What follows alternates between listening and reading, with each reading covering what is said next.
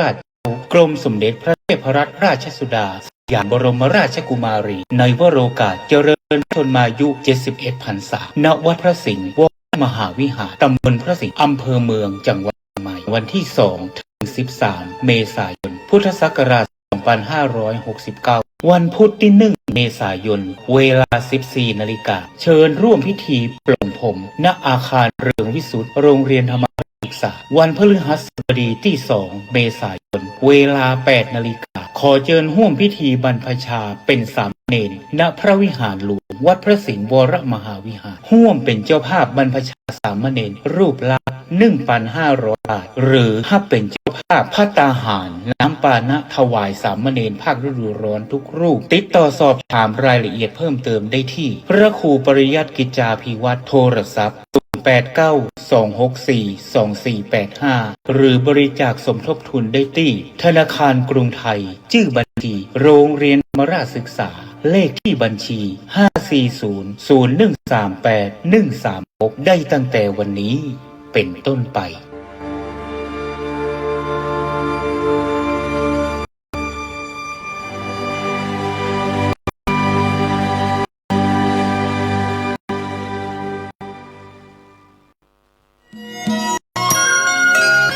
ข่าวสารเพื่อการประชาสัมพันธ์ขอเชิญร่วมงานบุญมุทิตาจิตอายุวัฒนมงคลพระครู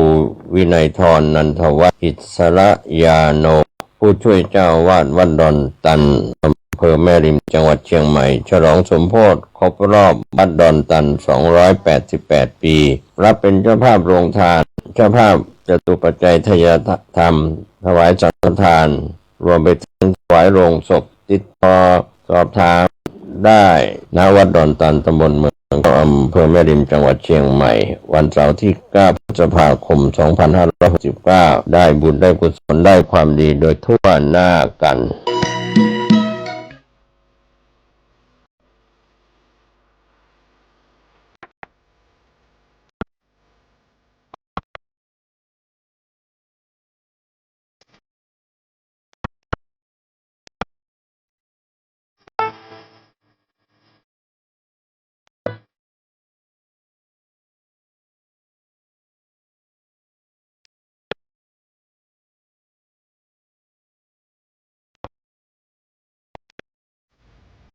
งานเผยแผ่เป็นหัวใจสำคัญของพระพุทธศาสนา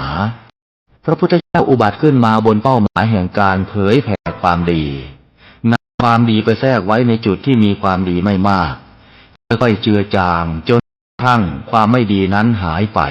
เหลือแต่ความดีหรือมีดีมากกว่าไม่ดี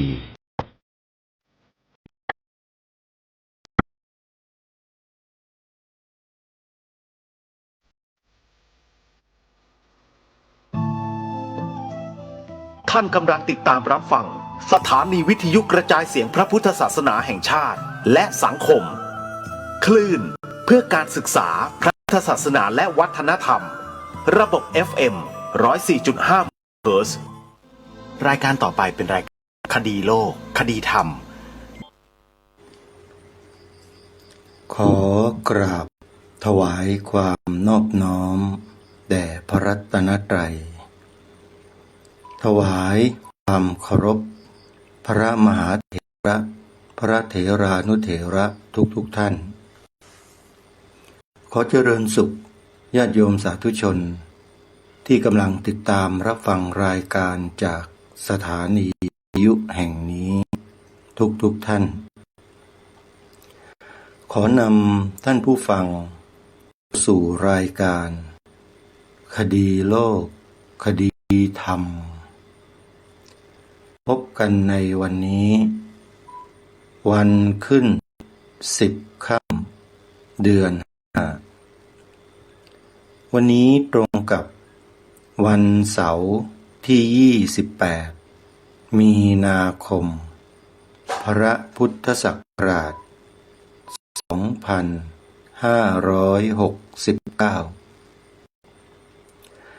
2569รายการคดีโลกคดีธรรมมาพบกับสาธุชนเป็นประจำทุกวันทางสถานีวิทยุ พระพุทธศาสนาแห่งชาติคลื่นต่างๆท่านสามารถดาวน์โหลดแอปพลิเคชันวิทยุพุทธศาสนาทั่วไทยเพื่อติดตามรับฟังรายการนี้และรายการธรรมะสาระที่ดีๆจากสถานีวิทยุพระพุทธศาสนาแห่งชาติคลื่นต่างๆจำนวน40 กว่าสถานีได้โดยผ่านแอปพลิเคชันดังกล่าวนี้สถานีวิทยุแต่ละสถานีนั้นล้วนแล้วแต่นำธรรมะสาระที่เป็นประโยชน์มาเปิดออกอากาศให้สาธุชนได้สดับรับฟังกันเป็นประจำทุกวันบางสถานีออกอากาศตลอด24 ชั่วโมงสาธุชนที่ดาวน์โหลดแอปพลิเคชันนี้ไว้ได้ถือว่าเป็นผู้ที่โชคดีมากท่านมีสถานีวิทยุอยู่ในโทรศัพท์มือถือของท่านถึง40 กว่าสถานีไปที่ไหนที่ใดในโลกก็เปิดรับฟังได้และเลือกรับฟังสถานีวิทยุใดก็ได้สะดวกง่ายเสียงคมชัดไม่ต้องไปปรับคลื่นใดๆทั้งสิ้นเพียงแค่ใช้ปลายนิ้วแตะลงไปที่โทรศัพท์ของเราก็ได้ฟังเสียงแล้วง่ายมากๆเลยจึงขอเชิญชวนศรัทธาสาธุชนทุกท่านดาวน์โหลดแอปพลิเคชันนี้ไว้ในโทรศัพท์มือถือเพื่อเป็นบุญเป็นกุศลเป็นมหามงคลแก่ชีวิตใครที่บอกผู้อื่นให้ดาวน์โหลดแอปพลิเคชันดังกล่าวนี้ผู้บอกนั้นก็จะได้อานิสงส์แห่งบุญไปด้วยขอเชิญชวนทุกท่านร่วมเก็บเกี่ยวบุญด้วยกันนะโยมนะคนเรานั้นเกิดมาก็ด้วยบุญอยู่กันมาได้ก็ด้วยบุญมีความสุขความเจริญร่ำรวยทำมาค้าขายทำมาหากินคล่องก็เพราะบุญ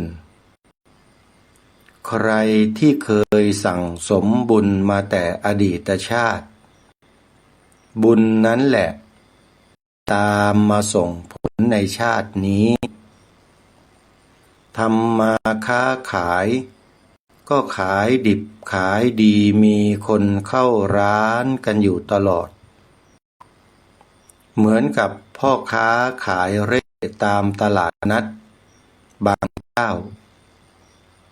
ไปขายที่ตลาดนัดที่ไหนที่ไหนก็มีคนเข้าร้านอยู่ตลอดคนเข้าร้านไม่พอควักกระเป๋าจ่ายเงินซื้อของในร้านค้าของเขาประจำในขณะที่ร้านอื่นๆเงียบร้านค้าแบบนี้แปลว่าเจ้าของร้านเนี่ยเป็นคนมีบุญเป็นคนเคยสั่งสมบุญทำบุญมาก่อนแต่อดีตบุญเหล่านั้นก็ตามส่งผลเขาอยู่เสมอพระสัมมาสัมพุทธเจ้าตรัสไว้ชัดเจนว่า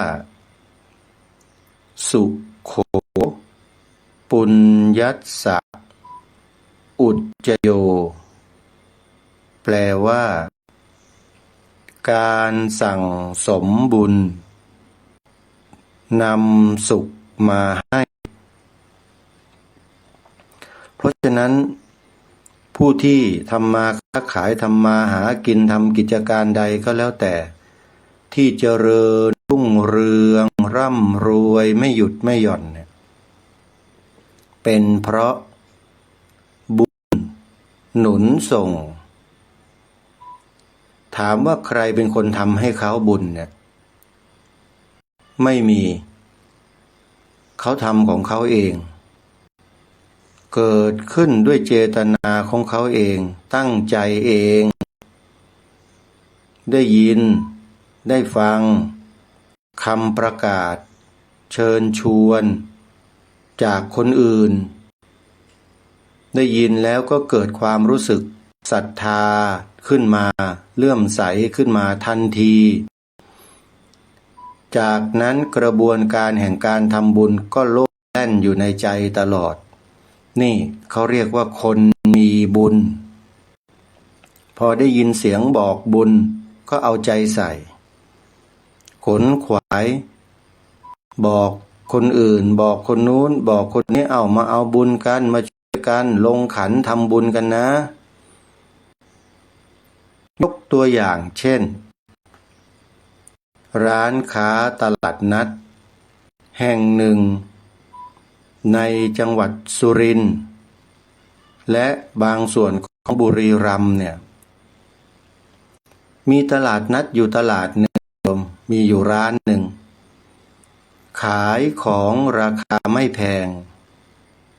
เป็นสินค้าเครื่องมือเครื่องใช้ไม้สอยต่างๆเครื่องครัวอะไรพวกเนี้ยราคา20 บาทขายดิบขายดีมีคนเข้าร้านตลอดทำไมล่ะก็เจ้าของร้านเนี่ยเป็นคนมีบุญเคยทำบุญมาในปางก่อนมากเยอะแล้วเป็นคนที่มีใจกล้าหาญเด็ดเดี่ยวที่บอกว่ากล้าหาญเด็ดเดี่ยวนี่ก็เพราะว่าฟังชื่อฉายาของร้านเขาแล้วบ่งบอกให้เห็นชัดว่าเจ้าของร้านเนี่ยกล้าหาญเด็ดเดี่ยวจริงๆทำอะไรจริงพูดจริงทำจริงยิ่งในตอนนี้ด้วยเศรษฐกิจเป็นอย่างไรนั้นสาธุชนคนดีทั้งหลายก็คงทราบกันอยู่ดีพ่อค้าแม่ขายที่กำลังค้าขายกันอยู่ตามตลาดต่างๆก็ทราบกันเป็นอย่างดีว่าเศรษฐกิจช่วงนี้เป็นอย่างไรรถราวิ่งอยู่ตามท้องถนนไม่ว่าจะของใครของเขาของเราก็ตามหาเติมน้ำมันกันไม่ได้อาตมาภาพเองจะไปเทศตามที่กิจนิมนต์เขานิมนต์ไว้ข้ามจังหวัดไปประมาณ3-4-5 จังหวัดไปไม่ได้ญาติโยมรถตระเวนหาเติมน้ำมันเนี่ยได้ไม่เพียงพอในการเดินทางก็เลยต้องคืนงานปฏิบัติธรรมสอดแจ้งงานฉลองพระมหาธาตุเจดีย์ศรีวิสุทธิโสพลคืนงานเข้าไปแล้วเพราะภาวะเศรษฐกิจภาวะวิกฤตด้านน้ำแต่จะว่าไปจริงๆแล้วเนี่ยนะไม่ใช่ภาวะวิกฤตของน้ำมันหรอกแต่มันเป็นภาวะวิกฤตของน้ำใจคนที่ไม่มีความเมตตาไม่มีความกรุณามีแต่ความเห็นแก่ตัวกันแย่งชิงดีชิงเด่นสู้ทำสงครามกันห้ำหั่นเพื่อชนะค้าคานกันเกิดจากน้ำใจของมนุษย์ที่เป็นกันอย่างนั้นจึงทำให้ภาวะเศรษฐกิจทั่วทั้งโลกมีผลกระทบมาถึงเราทุกท่านทุกคนหมดเลยระบบการบ้านการเมืองก็ไปผูกขาดไว้กับสิ่งนั้นกลุ่มคนเหล่านั้นมันก็เลยส่งผลกระทบกระเทือนมาถึงประเท ชนคนในชาติทั่วโลกไปหมดแต่บ้านเมืองเราเนี่ยกำลังที่จะเปลี่ยนแปลงจากแนวทางที่เคยดำเนินมาให้เป็นแนวทางที่ถูกต้องและเหมาะสมกับภูมิประเทศของชาติบ้านเมืองข้างหน้าอันนี้เดี๋ยวเราค่อยมาพูดกัน เรากลับมาที่พ่อค้าแม่ขายผู้มีหัวใจทำมาหากินอยู่ทุกวันนี้สักนิดหนึ่งก่อนเมื่อสักครู่กล่าวถึงร้านค้าร้านหนึ่งค้าขายข้าวของเครื่องใช้เครื่องครัวอะไรต่างๆจิปาถะขายในราคาเดียวซื้อง่ายขายคล่อง20 บาท10 บาทก็มีคนก็แห่มาดูมาซื้อกันเจ้าของร้านก็พูดจาน่าสนใจมีความเป็นผู้คนที่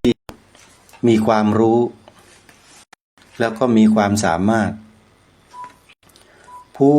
ดเชิญชวนพี่น้องประชาชนเข้ามาดูสินค้าไม่ซื้อไม่ว่าแต่ขอให้มาที่ร้านของผมอะไรอย่างนี้นะพูดจาหวานล้อมได้ดีมีจิตน้ำใจลูกค้าคนไหนนะมาซื้อของแล้วต่อรองราคาถ้าพูดจากันดีๆก็มีให้นะอย่างเนี้ยแต่ที่สำคัญก็คือพ่อค้าคนนี้เนี่ยรู้จักกับสวนป่าสามัคคีธรรมของอาตมาด้วยเป็นโยมอุปถัมภ์คอยช่วยเหลือคอยช่วยงานช่วยการให้กับสวนป่าสามัคคีธรรมมาโดยตลอดไม่เคยว่างเว้นมีงานมีการอะไรเนี่ยพ่อค้าคนนี้ยอมทิ้งงานมาช่วยถึงแม้ว่าตัวเองจะต้องลำบากอยู่ในช่วงนี้หรือช่วงไหนก็ตามแต่เมื่อถึงบุญแล้วสวนป่าสามัคคีธรรมต้องมีบุคคลคนนี้มาช่วยงานที่สวนป่าเป็นประจำเลยก็ขออนุโมทนาบุญกับพ่อค้าท่านนี้ด้วยอาตมาไม่สงสัยเลยว่าทำไมผู้คนที่ไปซื้อข้าวซื้อของตามตลาดนัดของจังหวัดสุรินทร์จังหวัดบุรีรัมย์เนี่ยไปในตลาดนัดไหนๆแล้วไม่ว่าจะศรีขอจอมพระรัตนบุรีจะเป็นกาบเชิงหรือจะเป็นอำเภอเมืองหรืออะไรก็แล้วแต่อยู่ในเขตสุรินทร์เนี่ยนะเข้าไปตลาดนัดไหนแล้วไม่เดินไปร้านนี้เรียกว่าแทบจะไม่มีต้องเดินไปดูไปฟังพ่อค้าคนนี้พูดธรรมะโยมโอ้ไม่ใช่เรื่องธรรมดาทำมาค้าขายแต่พูดธรรมะได้แล้วมีคนเข้าร้านเนี่ยเป็นอะไรที่อัศจรรย์มากไม่ใช่เรื่องธรรมดาสาธุชนก็คงจะพอเดาออกถ้าใครติดตามรับฟังรายการคดีโลกคดีธรรมอยู่ในขณะนี้น่าจะนึกออกนะว่าร้านที่ว่าเนี่ยร้านไหนร้านอะไรชาวบ้านเขารู้จักพ่อค้าคนนี้ในนามว่าบิ๊กเหมือนญาติโยมพอเอ่ยชื่อนี้แล้วก็พอจะรู้จักแล้วใช่ไหมว่าบิ๊กเหมือนคือใครฉายาของเขาที่ใช้ติดข้างรถเขาบอกว่ามนุษย์รากหญ้ายอดพ่อค้าหัวใจทรนงติดเอาไว้ข้างรถตู้คู่ชีวิตที่ทำมาค้าขายมาตลอดรักมาก ากรถตู้คันนี้ ยี่ห้ออีซูซุรุ่นเก่าแต่ขยันขันแข็งมากไปวิ่งมาบางทีบางโอกาสบางครั้งล้อหลุดจับมาใส่ล้อวิ่งใหม่รถคันนี้ซื่อสัตย์ต่อเจ้าของมากเจ้าของร้านนี้ก็เลยรักรถคันนี้เวลาไปค้าไปขายก็ของใส่รถคันนี้แหละไปตระเวนไปเสร็จแล้วตั้งร้านค้าเปิดลำโพงใช้ไมโครโฟนประกาศเชิญชวนพ่อแม่พี่น้องวันนี้มีสินค้ามาใหม่ลองแวะเข้ามาดูสนใจก็ซื้อไม่ซื้อก็ไม่เป็นไรขอให้ท่านมีหัวใจมาที่ร้านผมก็ดีใจแล้วอะไรอย่างเงี้ยนะทำนองนี้พ่อค้าท่านนี้ก็คือบิ๊กเหมือนนะชื่อฉายาที่ลูกค้ารู้จักมนุษย์รากหญ้ายอดพ่อค้าหัวใจทรนงชื่อนามสกุลจริงๆของเขาเนี่ยก็คือคุณอารีเฮมรัมพร้อมด้วยภรรยาคู่ใจคุณวันทองเฮมรัมตั้งแต่ของท่านนี้มาช่วยงานสวนป่าสามัคคีธรรมเนี่ยก็มีกิจการงานค้าขายต่างๆดีพอสมควรเลยแล้วก็ไม่เคยตกเทพเทวาเทวดาที่อยู่ตามต้นไม้ที่เขามาร่วมปลูกป่าปลูกอะไรเนี่ยเยอะแยะมากมายอวยพรอำนวยอวยพรช่วยเขาได้ทำมาค้าขายได้คล่องแคล่วมีลูกค้าเข้าร้านตลอดในช่วงนี้คุณอารีเฮมรัมพร้อมด้วยคุณโยมวันทองเฮมรัมเนี่ยกำลังที่จะช่วยบอกบุญให้กับสวนป่าสามัคคีธรรมเนื่องด้วยว่าที่สวนป่าสามัคคีธรรมอำเภอจอมพระจังหวัดสุรินทร์เนี่ยกำลังสร้างศาลาปฏิบัติธรรมหลังหนึ่งความยาว20 เมตรความกว้าง12 เมตรสร้างขึ้นมาหลังเล็กๆเพื่อไว้ทำกิจกรรมในอนาคตกิจกรรมที่จะทำก็เป็นกิจกรรมปกติไหว้พระสวดมนต์ทำวัดเช้าทำวัดเย็นนอกเหนือจากนั้นก็นิมนต์พระมาแสดงธรรมบรรยายธรรมเชิญชวนชาวบ้านคนในพื้นที่มาปฏิบัติธรรมมานั่งฟังธรรมกันเพื่อศึกษาเรียนรู้ในวิชาต่างๆที่ครูบาอาจารย์มากมายหลากหลายในอนาคตนะโยมในอนาคตท่านจะได้มาเทศน์มาแสดงธรรมะให้ผู้ที่สนใจได้สดับรับฟังกันอาตมาภาพเชื่อว่านะเมื่อมีใครทราบมีใครรู้ว่าสวนป่าสามัคคีธรรมจะสร้างศาลาปฏิบัติธรรมแห่งนี้ก็คงจะมีน้ำจิตน้ำใจสนใจที่จะช่วยกันเป็นส่วนหนึ่งในการจัดสร้างโดยการร่วมเป็นเจ้าภาพในการสร้างศาลาดังกล่าวถ้ายิ่งคนที่มีความรู้ในเรื่องของธรรมะศึกษาอ่านพระไตรปิฎกมาก่อนเนี่ยคนคนนั้นเมื่อได้ยินคำว่าสร้างศาลาเขาจะกุลีกุจอขวนขวายทำบุญทันทีเลยทำไมเป็นเช่นนั้นล่ะก็เพราะเขาอ่านพระไตรปิฎกศึกษาสูตรต่างๆที่พระสัมมาสัมพุทธเจ้าตรัสแสดงไว้แล้วเขาไปเจอสูตรหนึ่งที่ชื่อว่าวนโรปะสูตรที่ว่าด้วย การสร้างอาราม ปลูกสวนป่า สร้างสะพาน ขุดแหล่งน้ำหรือแหล่งน้ำสร้างแหล่งน้ำคือบ่อให้มีน้ำนี่แหละ แล้วก็สร้างศาลาที่อยู่ที่พักที่อาศัยที่ทำกิจกรรมรวมพระพุทธเจ้าตรัสว่าบุคคลเหล่านี้แหละ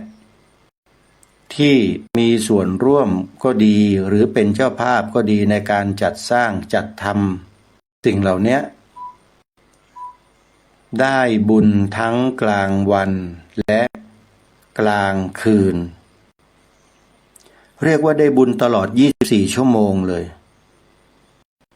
เมื่อบริจาคปัจจัยร่วมสร้างศาลาก็ดีปลูกสวนป่าก็ดีสร้างอารามก็ดีขุดบ่อน้ำสร้างสะพานก็ดีคนเหล่านั้นที่บริจาคจะได้รับบุญกุศลอานิสงส์แห่งบุญกุศลไปตลอด24ชั่วโมงตลอดชาติเรียกว่าทำครั้งเดียวคุ้มพูดง่ายๆด้วยเหตุนี้คนบางท่านบางคนเมื่อได้ยินข่าวการประชาสัมพันธ์ว่าสร้างศาลาปฏิบัติธรรมนะโยมนะใครจะร่วมบุญขอเชิญได้เขาจะร่วมบุญทันทีเหมือนอย่างโยมารีเฮมรัมมนุษย์รากหญ้ายอดพ่อค้าหัวใจทรนงหรือว่าบิ๊กเหมือนเนี่ยนะพอได้ยินทำอะไรก็ตามแกจะเป็นคนแรกเลยอาจารย์ผมภาวนาเดี๋ยวผมจะช่วยแล้วช่วยจริงๆไม่เคยพลาดถึงแม้จะไม่ค่อยจะสะดวกในช่วงที่ภาวะเศรษฐกิจในลักษณะดังกล่าวก็ตามแต่เมื่อบุญกุศลแล้วโยมอารีเฮมรัมเนี่ยไม่เคยพลาดนี่แหละเขาเรียกว่าคนมีบุญแล้วก็มักจะสั่งสมบุญอยู่ตลอดในขณะที่มีลมหายใจอยู่การทำมาหากินทำมาค้าประกอบอาชีพอะไรต่างๆในโลกใบนี้นะท่านผู้ฟังพระพุทธเจ้าตรัสว่าเป็นเพียงการทำอาศัยให้ชีวิตนี้อยู่รอดเมื่อชีวิตนี้อยู่รอดแล้วชีวิตนี้จะใช้ทำอะไรพระพุทธเจ้าก็สอนเอาไว้หมดเลยสัมมาชีวะประกอบอาชีพที่สุจริตไม่ผิดศีลทำมาหากินด้วยใจงดงามใจบริสุทธิ์ยุติธรรมไม่คดโกงไม่ทำลายใครไม่เบียดเบียนใครไม่กลั่นแกล้งใครพูดง่ายๆว่าทำกิจการงานค้าขายต่างๆด้วยใจเป็นธรรมแล้วบุญกุศลก็จะเกิดแก่คนนั้นไม่ใช่เฉพาะเกิดแก่คนนั้นเท่านั้นนะบุคคลรอบข้างตั้งแต่ครอบครัวใกล้ชิดไปจนกระทั่งญาติมิตรสหายที่อยู่รอบตัวเพื่อนบ้านต่างๆเขาก็รักเขาก็ศรัทธาเวลาไปหาขอความช่วยเหลืออะไรก็ได้รับความร่วมมือด้วยดีไม่มีขัดไปไหนมาไหนก็ปลอดภัยเทวดาคุ้มครองปกป้องรักษานี่เขาเรียกว่าคนมีบุญบิ๊กเหมือนหรือมนุษย์รากหญ้ายอดพ่อค้าหัวใจทรนงท่านนี้เป็นคนอย่างนั้นท่านผู้ฟังญาติโยมที่เป็นพ่อค้าแม่ค้าตามตลาดนัดที่ฟังรายการนี้อยู่นะโยมนะอาตมาไม่ใช่มายกยอคุณอารีเฮมรัมเพราะหวังจะได้ประโยชน์อะไรจากโยมอารีไม่ใช่นะสิ่งเหล่านั้นน่ะมัน อยู่นอกเหนือไปจากความรู้สึกที่แท้จริงที่อาตมาภาพให้ความเชื่อมั่นในตัวของโยมอารีเฮมรำคนนี้ก็คือชีวิตของคุณอารีเฮมรำเนี่ยเป็นชีวิตที่น่าศึกษาและควรเอาเป็นแบบอย่างแต่ว่าจะไม่ขอเล่าออกในที่นี้นะโยมเพราะมันจะเป็นการประกาศออกไปสู่สาธารณะถ้าคนเข้าใจเนี่ยก็ไม่เป็นไรหรอกแต่กลัวว่าคนฟังบางท่านไม่เข้าใจแล้วก็จะกลายทำบาปทำกรรมไปอีกก็เลยไม่เล่าดีกว่าเอาอย่างนี้ถ้าใครสนใจประวัติส่วนตัวของคุณอารีเฮมรำว่าเป็นคนเช่นไรสามารถที่จะมาพูดมาคุยกันที่ร้านค้าของโยมอารีได้เลยพ่อค้าแม่ค้าท่านใดที่ยังไม่รู้จักคุณอารีเฮมรำมนุษย์รากหญ้ายอดพ่อค้าหัวใจทรนงคนนี้ก็มารู้จักได้นะไม่มีพิษไม่มีภัยกับใครที่เข้ามาดีไม่ดีถ้ามาร้ายอย่ามานะอาตมาภาพขอบอกนะว่ามาผิดคนถ้าคนมาร้ายมาโยมอารีเนี่ยมาคนแล้วไปหาคนอื่นเถอะเพราะเดี๋ยวจะไม่ได้กลับบ้านอันนี้ไม่ได้ขู่นะโยมแต่อารีเนี่ยเป็นคนจริงนะโยมนะเป็นคนที่รักความยุติธรรมแล้วก็ชอบช่วยเหลือคนอื่นตามสภาพที่ควรช่วยไม่ใช่ช่วยหมดตะพึดตะพือก็ไม่ใช่นะโยมดูต้องดูด้วยช่วยด้วยปัญญาแบบนี้อาตมาว่าหายากนะในสังคมทุกวันเนี้ยเมื่อเรารู้จักเมื่อเราเจอแล้วคบแล้วเนี่ยพยายามรักษาไว้เพราะนี่คือกัลยาณมิตรที่ดีคนหนึ่งใครได้คบหาสมาคมได้รู้จักแล้วก็จะเข้าใจเองนั่นแหละมองเผินคนเราเนี่ยมองไม่รู้นะท่านผู้ฟังต้องคบกันไปศึกษาเรียนรู้ดูกันไปร่วมกิจกรรมกันไปสักวันหนึ่งเดี๋ยวก็เห็นอะไรรู้เช่นและเห็นชาติกันเองนั่นแหละมนุษย์เราเนี่ยไม่นานหรอกเดี๋ยวมันก็ออกไปถ้าไม่ดีมันก็จะออกมาแต่ถ้าดีมันก็จะเห็นความขาวบริสุทธิ์ชัดเจนนี่เวลาศึกษาเรียนรู้ใครคนใดก็ตามต้องใช้เวลาและศึกษาให้จริงๆอย่ารีบอย่าร้อนอย่าด่วนตัดสินใจว่าใครเป็นยังไงแต่จงคบหากันไปดูกันไปทำกิจกรรมกันไปแล้วสักวันหนึ่งจะรู้เองไม่ต้องให้ใครมาพูดมาบอกมาส่อเสียดมากล่าวร้ายกล่าวหาเราไม่ต้องไปฟังใครทั้งนั้นจงเชื่อมั่นในศักยภาพของเราเองเราก็เป็นหนึ่งในมนุษย์เหมือนกับคนอื่นมีปัญญาคิดเหมือนกันแต่ต้องคิดให้เป็นอย่าคิดรวบยอดจงค่อยๆพิจารณาศึกษาเรียนรู้ไปเรื่อยๆทีนี้คนเราเนี่ยจะรู้ปุ๊บปั๊บเลยมันคงไม่ใช่หรอกมันต้องได้ยินได้ฟังผู้รู้เขาพูดให้เราฟังให้เราพิจารณาเป็นการศึกษารู้ไปด้วยเพราะฉะนั้นการฟังนี่แหละจึงเป็นเหตุเบื้องต้นของความรู้ท่านผู้ฟังทางรายการจึงเน้นทุกวันว่าให้พวกเราฟังนะ ฟังธรรมะจากครูบาอาจารย์ฟังจากไหนฟังจากโทรศัพท์มือถือของเรานั่นแหละแต่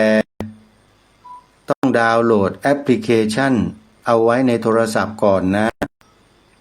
จึงจะได้ฟังและเมื่อดาวน์โหลดแอปพลิเคชันแล้วเนี่ยจะมีสถานีวิทยุที่เปิดธรรมะตลอด24ชั่วโมงให้เราได้สดับรับฟังกันอยู่ในแอปพลิเคชันนั้นด้วยมีสถานีวิทยุที่เข้าร่วมแอปพลิเคชันนี้แล้ว40กว่าสถานีลองดาวน์โหลดแล้วฟังดูเถอะแอปพลิเคชันที่ชื่อว่าจดเอาไว้นะท่านผู้ฟังเดี๋ยวลืมแต่มันก็จำไม่ยากหรอก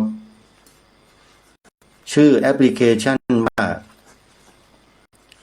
วิทยุ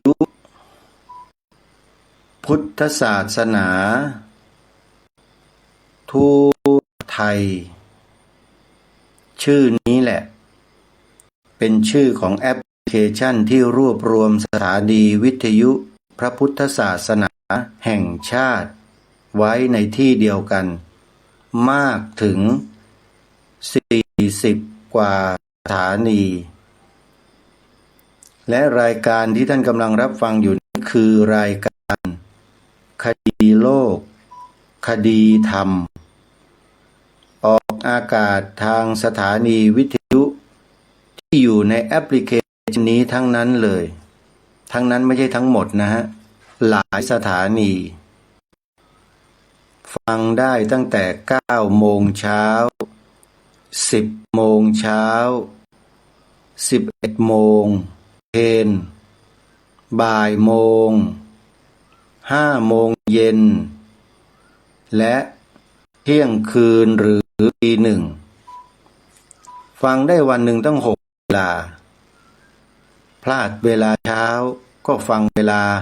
เพลพลาดเวลาเพลก็ฟังเวลาบ่ายพลาดเวลาบ่ายก็ฟังเวลาเย็นพลาดตอนกลางวันก็ฟังตอนกลางคืนเอาเห็นไหมนี่โยมแม่จันทิพย์เนี่ยตื่นนอนมาฟังทุกวันฟังเสร็จก็นอนหลับต่อชีวิตเข้าท่านะเนี่ยโยมแม่จันทิพย์เนี่ยอยู่อำเภอสารพีจังหวัดเชียงใหม่อำเภอที่น้ำท่วมฝนตกบ่อยๆน้ำท่วมเนี่ยแต่ก็ดีขึ้นแล้วล่ะต่อไปก็จะไม่ท่วมแล้วเนาะโยมเนาะเนี่ยอย่างเนี้ยโยมดาวน์โหลดฟังเพื่อศึกษาเรียนรู้กันถ้าไม่ฟังก็จะไม่รู้ถ้าไม่ดูก็จะไม่เห็นถ้าไม่ทำมันก็จะไม่เป็นแล้วชีวิตมันจะโดดเด่นไปในทางความดีได้ยังไงก็เพราะเราไม่ฟังกันนะครูบาอาจารย์ผู้รู้นักปราชญ์บัณฑิตทั้งหลายทั้งปวงเนี่ย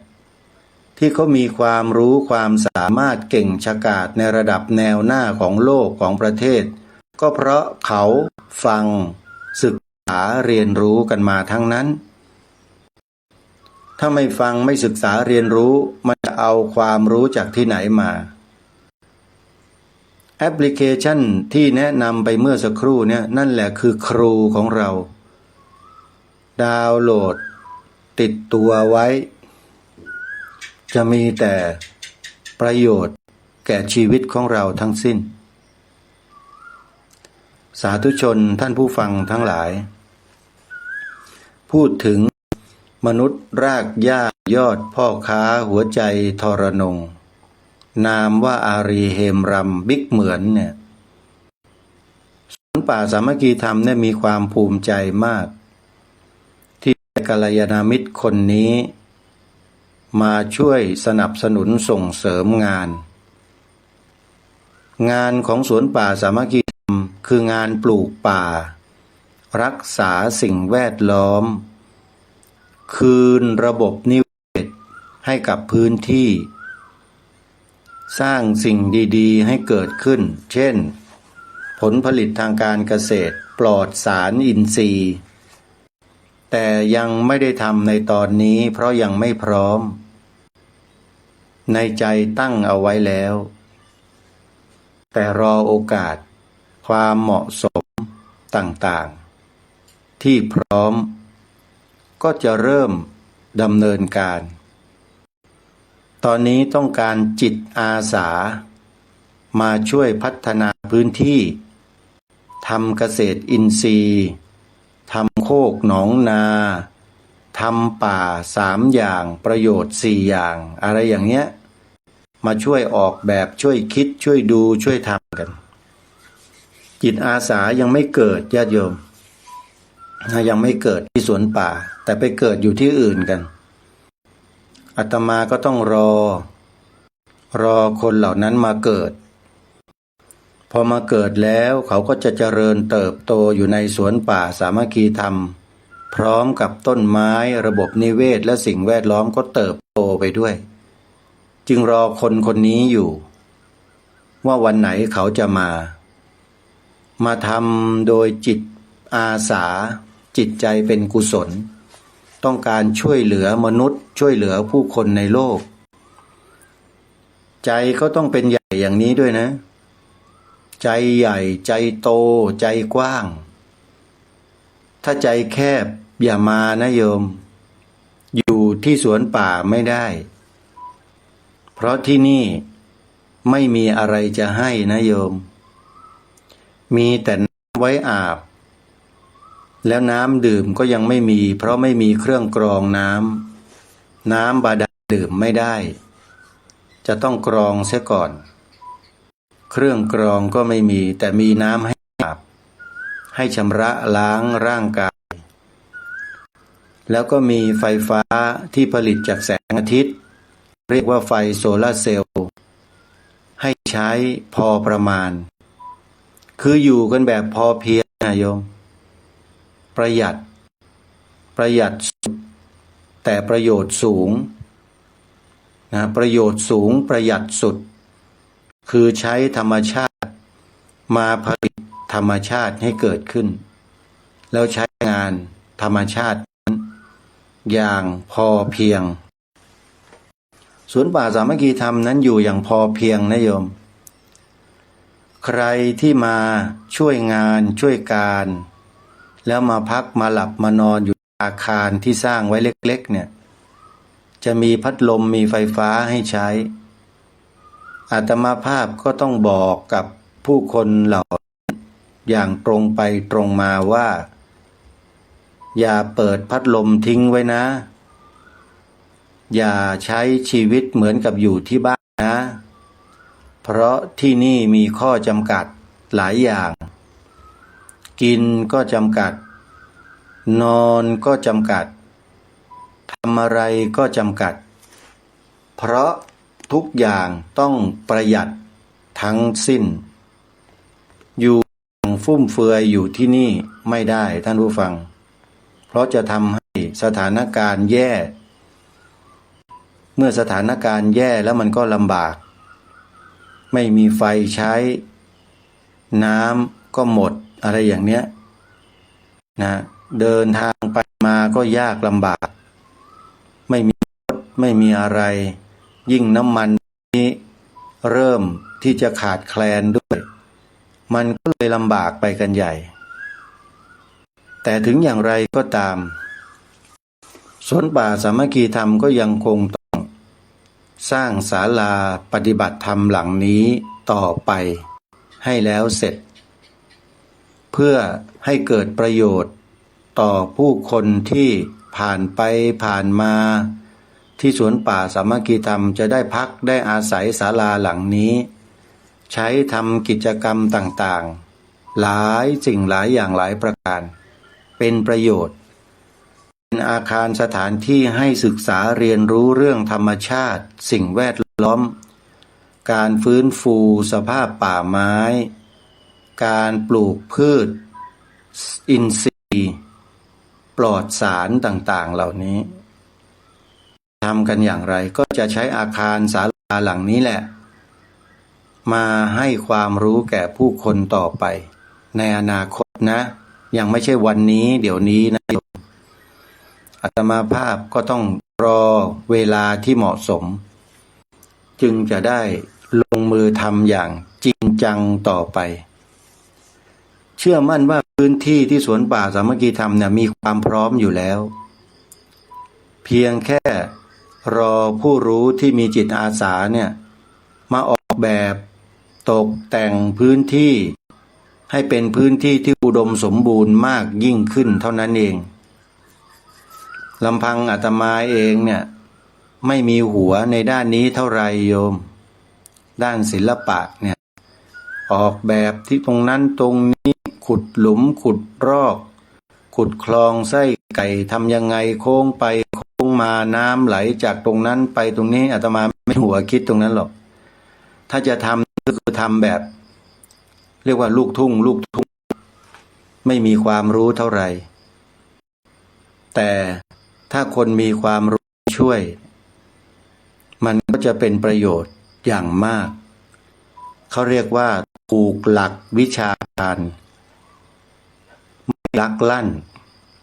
ไม่ทำอะไรตามใจไม่พูดมากไม่ทะเลาะเบาะแว้งกันแต่จะทำตามผู้ที่มีความรู้ชี้แนะบอกเราก็ทำตามนั้นเช่นอาจารย์ยักษ์อย่างนี้อาจารย์โจรจันไดอย่างนี้อาจารย์เดชาสิริพัฒน์อย่างนี้แล้วก็ใครต่อใครที่เป็นเครือข่ายกสิกรรมธรรมชาติของมาบเอื้องเขาเนี่ยอันนี้ใช้ได้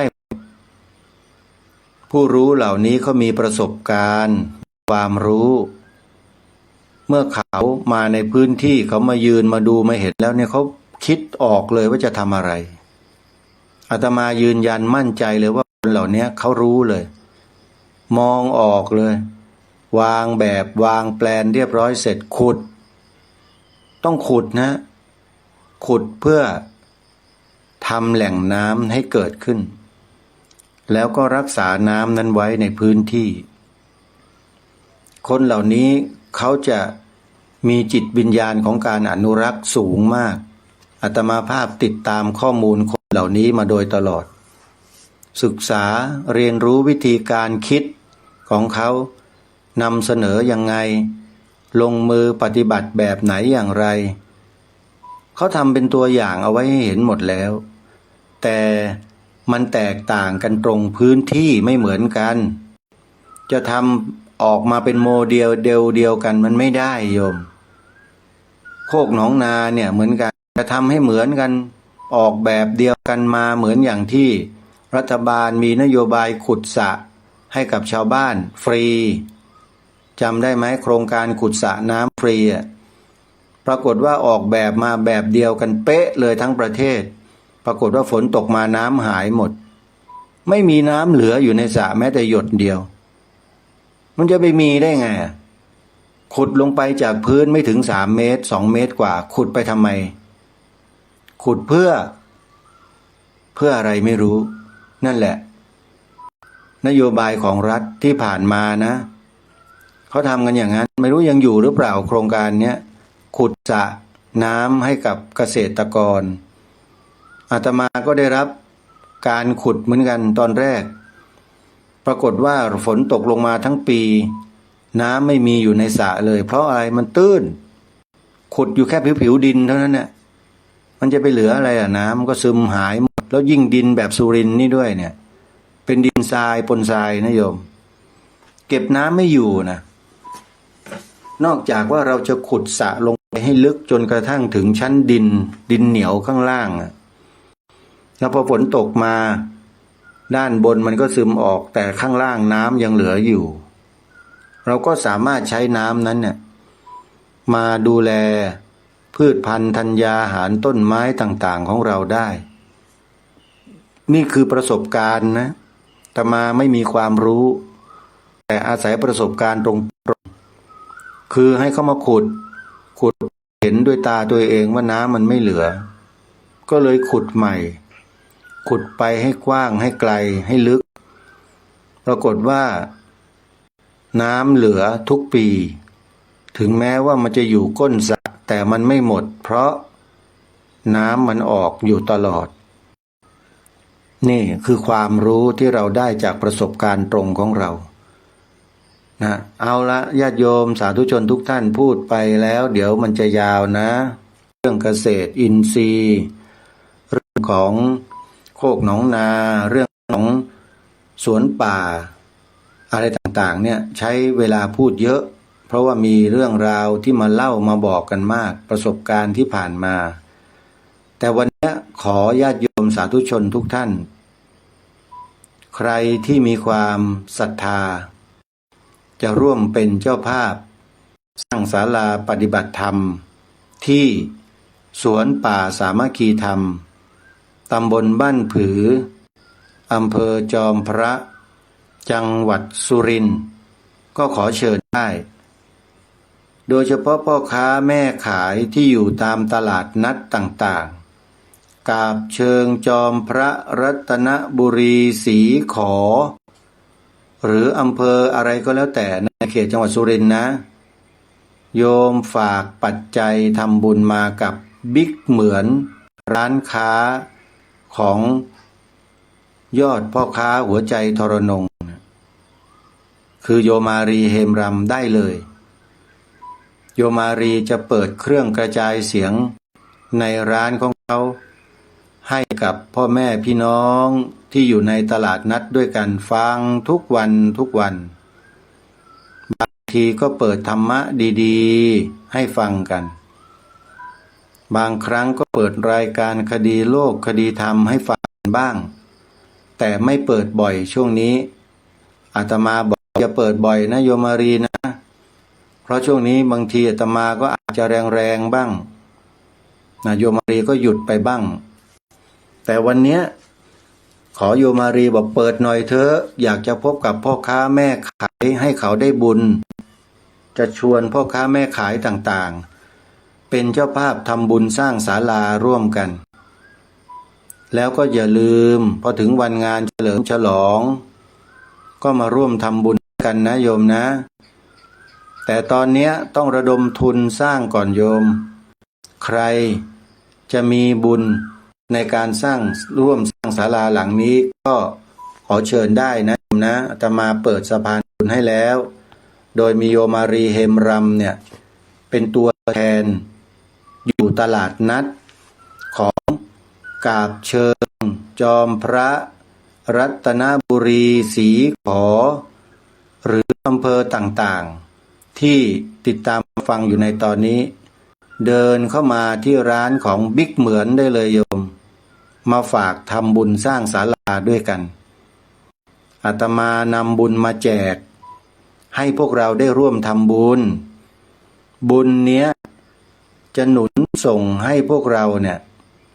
ประกอบอาชีพทำมาหากินได้คล่องแคล่วนะโยมนะอธิษฐานจิตตั้งจิตให้ดีเจตนาดีๆนะอย่าสงสัยในบุญนะโยมถ้าโยมคนไหนจะทำบุญแล้วสงสัยในบุญเนี่ยบุญมันตกไป 80% นะมันเหลือแค่20โยมทำบุญแล้ว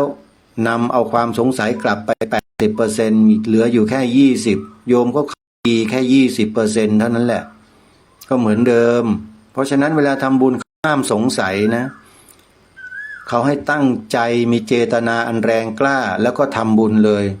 ด้วยศรัทธาเลยทำเสร็จแล้วตัดขาดไม่ต้องไปดูไม่ต้องไปสนไม่ต้องไปคิดพิจารณาสงสัยอะไรอีกเพราะฉะนั้นบุญหายหมดเลยก็ไปทำมาหากินตามปกติทำเป็นไม่รู้ไม่ชี้ว่าเราทำอะไรไปนะดียิ่งเลยถ้าเป็นอย่างนั้นน่ะอย่าไปคิดถึงเดี๋ยวมันเสี่ยงเวลาไปเจอข่าวไม่ดีจากสื่อมาแรงวันแล้วบางทีโยมก็เลิกศรัทธาไม่ทำกันอีกนั่นน่ะมันมีแต่กระแสบาปอยู่ตลอดเลยทุกวันนี้เห็นไหมทำให้จิตใจเราเศร้าหมองนะโยมแต่พวกเราเนี่ยน่าสงสารประชาชนผู้บริโภคสื่อเนี่ยน่าสงสารมากนะโดนสื่อพวกนี้ครอบงำชีวิตจิตใจอยู่ตลอดเวลาอาตมาก็เลยแนะนำให้ดาวน์โหลดแอปพลิเคชันวิทยุพุทธศาสนาทั่วไทยเนี่ยไปฟังกันชีวิตมันจะได้สูงขึ้นใจมันจะได้เป็นบุญมากขึ้น เรื่องเท่านี้แหละโยมที่แนะนำให้พวกเราได้พัฒนาศักยภาพความสามารถของเราให้เกิดขึ้นด้วยตัวของเราเองขอเชิญนะโยมนะใครจะร่วมบุญสร้างศาลาก็ฝากไว้ที่โยมบิ๊กเหมือนโยมมารีเฮมรำมนุษย์ย่ายอดพ่อค้าหัวใจทรนงท่านนี้ได้เลยขออนุโมทนาบุญกับโยมมารีนะขอให้ขายดิบขายดีเป็นเทน้ำเทท่าเงินทองไหลมาเทมาสาธุทุกท่านทุกคนนะวันนี้เวลาของรายการหมดลงแล้วต้องขอสมมุติยุติไว้ได้เพียงเท่านี้กับรายการได้ใหม่ในวันต่อไปขอความสุขสวัสดีธรรมแห่งสมเด็จพระบรมศาสดาสัมมาสัมพุทธเจ้าจงปรากฏเกิดในของท่านฟังทุกท่านทุกคนเทินขอเจริญพร